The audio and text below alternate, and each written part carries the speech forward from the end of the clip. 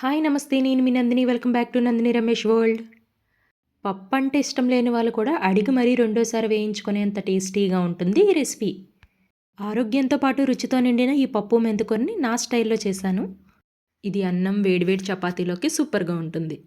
వీడియోని స్కిప్ చేయకుండా ఎండ్ వరకు చూడండి. ఇలాంటి మరిన్ని రెసిపీస్ కోసం ఇంకెవరైనా నా ఛానల్ సబ్స్క్రైబ్ చేయకపోతే సబ్స్క్రైబ్ చేయండి, లైక్ చేయండి, షేర్ చేయండి. ఫస్ట్ ఒక బౌల్ తీసుకొని నేను ఈ కప్పుతో కందిపప్పు 1 కప్పు వరకు తీసుకున్నాను. దీన్ని 2 అవర్స్ పాటు నానబెట్టుకోవాలి. 2 అవర్స్ తర్వాత నానిన కందిపప్పుని కుక్కర్లోకి వేసుకోవాలి. చాలామంది కుక్కర్లో మెంతుకూర ఇవన్నీ కలిపేసి కుక్కర్ పెట్టేస్తూ ఉంటారు.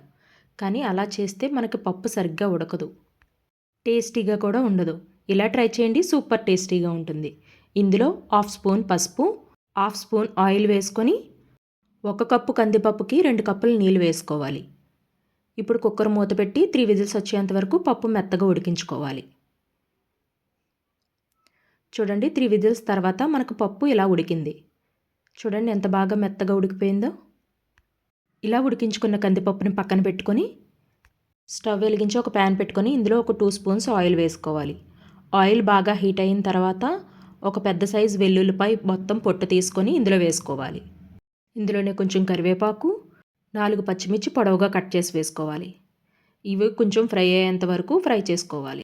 ఇందులోనే 2 మీడియం సైజ్ ఆనియన్స్ కూడా వేసుకోవాలి. మంటను మీడియం ఫ్లేమ్లో పెట్టుకొని ఇవి ఫ్రై చేసుకుంటూ ఉండాలి. కాసేపటికి ఆనియన్స్ ఇలా ఫ్రై అయిపోతాయి. ఇప్పుడు ఇందులోనే 2 మీడియం సైజ్ టమాటోస్ కట్ చేసి వేసుకోవాలి. ఇవి మనకి టమాటోస్ బాగా మగ్గాలి అంటే కొంచెం సాల్ట్ యాడ్ చేసుకోవాలి. ఇదంతా బాగా మిక్స్ చేసుకొని ఆయిల్ సెపరేట్ అయ్యేంత వరకు మూత పెట్టుకొని కుక్ చేసుకోవాలి. చూడండి, ఒక 5 మినిట్స్ తర్వాత మనకు ఆయిల్ అంతా సెపరేట్ అయిపోయి టమాటా బాగా మగ్గిపోయింది కదా. ఇప్పుడు ఇదంతా ఒకసారి బాగా మిక్స్ చేసుకొని 1 స్పూన్ కారం యాడ్ చేసుకోవాలి. ఇది 1 నిమిషం పాటు ఇది ఇలా కలుపుకుంటూ ఫ్రై చేసుకుంటూ ఉండాలి. ఇప్పుడు ఇందులోనే మెంతుకూర కూడా వేసేసుకోవాలి. చూడండి, మెంతుకూర ఎంత ఫ్రెష్గా ఉందో. ఇప్పుడు ఇది ఇందులో వేసుకొని ఇదంతా ఒకసారి బాగా మిక్స్ చేసుకొని మెంతుకూర మగ్గేంత వరకు మూత పెట్టుకొని కుక్ చేసుకోవాలి. చూడండి, ఒక 5 మినిట్స్ తర్వాత మెంతికూర కూడా బాగా మగ్గిపోయి ఆయిల్ సెపరేట్ అయ్యింది. ఇప్పుడు ఇదంతా బాగా మిక్స్ చేసుకొని ఆల్రెడీ మనం ఉడికించుకున్న పప్పు ఇందులో వేసేసుకోవాలి. ఇదంతా బాగా మిక్స్ చేసుకోండి. మీరు పప్పు కనుక ఈ స్టైల్లో చేశారా సూపర్ టేస్టీగా ఉంటుంది. అడిగి మరీ రెండోసారి వేయించుకుంటారు మీ పిల్లలు. నేను ఇందులో చింతపండుకు బదులుగా నిమ్మరసం యూజ్ చేస్తున్నాను. ఇది 2 నిమ్మకాయల రసం ఇందులో వేసుకొని ఇదంతా బాగా మిక్స్ చేసుకోవాలి.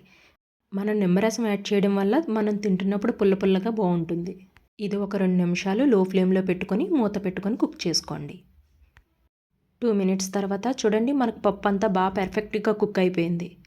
ఇదంతా ఒకసారి బాగా కలిపేసుకొని ఇది దించి పక్కన పెట్టుకోండి. ఇప్పుడు వేరొక ప్యాన్ పెట్టుకొని ప్యాన్ బాగా హీట్ అయిన తర్వాత ఇందులో 1 స్పూన్ గీ వేసుకోండి. గీ బాగా మెల్ట్ అయిన తర్వాత 4 ఎండుమిర్చి తుంచి వేసుకోవాలి. 1 స్పూన్ ఆవాలు, 1 స్పూన్ జీలకర్ర వేసుకొని ఇది కొంచెం లైట్గా ఫ్రై చేసుకోవాలి. ఇవి కొంచెం ఫ్రై అయిన తర్వాత ఇందులోనే కొంచెం కరివేపాకు కూడా వేసుకొని 1 నిమిషం పాటు ఇది ఇలా ఫ్రై చేసుకోవాలి. తాలింపు బాగా ఫ్రై అయిపోయింది కదా. ఇప్పుడు కొంచెం పప్పు ఇందులో వేసేసుకోండి. అంతే, మనకెంతో టేస్టీ అయిన పప్పు మెంతికూర రెడీ అయిపోయింది. ఈ రెసిపీ మీకు కూడా నచ్చితే మరి కొంతమందికి షేర్ చేయండి.